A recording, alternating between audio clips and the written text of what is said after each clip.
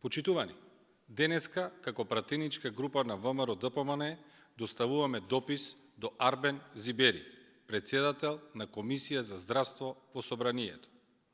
Водени од фактот дека национален интерес во овој момент е справување со COVID-19 и обезбедување на вакцини, како пратеници сме загрижени за информациите во јавноста дека и малиот број на добиени вакцини се злоупотребуваат. Во овој период се погласни се шпекулациите во јавноста дека се вакцинирани лица кои не биле први согласно Националниот оперативен план за вакцинација. Од тука, како пратеничка група, земајќи ги во предвид надлежностите на Комисија за здравство во Собранието, надлежна за здравствената заштита на населението и заштита на населението од заразни болести, инсистираме како председател на комисијата во најбрз рок да побарате од Министерството за здравство информација со список на лица кои до овој момент примиле вакцина против COVID-19. Само на тој начин, со објавување на податоците, ќе ги отстранете сите сомнежи во јавноста во овој чувствителен период во кој државата го минува крајно неподготвена и тоа поради неспособноста на надлежните во владата, пред се премиерот Заев и министерот Венко Филипче. Повторувам, онака како и што наведовме во дописот, доколку тој список биде обезбеден на увид на пратениците и на јавноста, ќе можеме да ги тргнеме сите јавни сомнежи за злоупотреба на вакцините или, доколку има злоупотреби, да го отвориме прашањето за одговорност на надлежните функционери. Ви благодарам. Може, да. Функционира. Значи, околу блокадата на Собранието, вчера имаше најава и ваше барање за предвремени избори како единствен начин на кој што може да се одблокира Собранието. Тоа значи механизам, независно дали со само распуштање или пак со доверба на влада, во кој што се потребни 61 пратеник. Кога барате предвремени избори, сигурни сте дека поседувате 61 пратеник? Најмалку? Најпрвин да се вратам на самата терминологија блокирано собрание.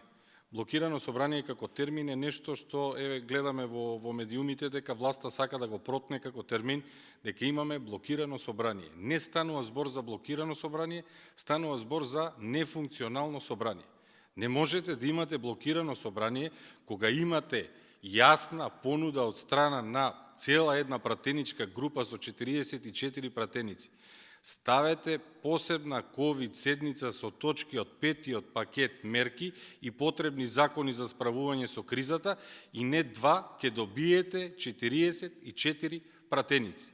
Да не зборуваме дека мерките беа објавени во јавноста, пакетот мерки помина на седница на влада на 16.2, за да стигне во собрание на 19. Ние материјалите на Е-парламент ги добивме на 22 февруари. Наредната седница, кога имаше мнозинство владата, беше одржана на 3 март, сите веја, поголем дел од новинарите бевте овде во собрание, видовте како помина денот, односно Заев го искористи само лично за себе, за собствена промоција и овде во собранието, наместо пакетот мерки, се гласаше за доверба на влада и практично беше потрошен половина ден на таа точка и таа точка доби главно медиумско време секаде во јавноста. Меѓутоа, да не се навраќаме наназад, доколку беше прифатено нашиот единствен услов за специјална COVID седница и вчера ќе поминеше седницата, ќе завршише денот и пакетот мерки ќе беа усвоени. Затоа инсистирам да внимаваме кога ќе се користи терминот блокирано собрание. Од 297 закони опозицијата блокирала само неколку. И тоа не се поврзани со COVID мерки. Не ми одговоривте, баравте предвремени избори. Дали ова значи се откажувате сега од вашето барање или пак терате идејата и апсолутно, за предвремени меѓутоа, избори, да. дали имате 61 пратеник? се навратив на самиот термин блокирано собрание за да ја објаснам од каде дојдовме до темата за предвремени избори. Власта треба да се соочи со тоа дека нема мнозинство. Еве, јасно утврди и покажа Заев дека има мнозинство на 3 март, меѓутоа видовме дека тоа е последната инстанца во која што тој го покажа неговото, да кажеме, мнозинство и потоа собранието до денеска е нефункционално. Ние велиме дека во интерес на целата држава треба да се создадат услови за спроведување на нови парламентарни избори.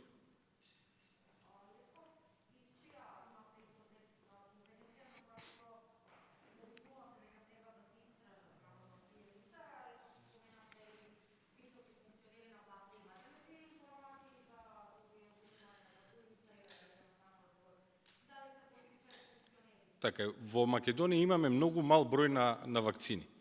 И тој мал број на вакцини кои што се донирани, затоа што до сега немаме набавено ниту една вакцина, треба да бидат администрирани согласно со Националниот оперативен план за вакцинација.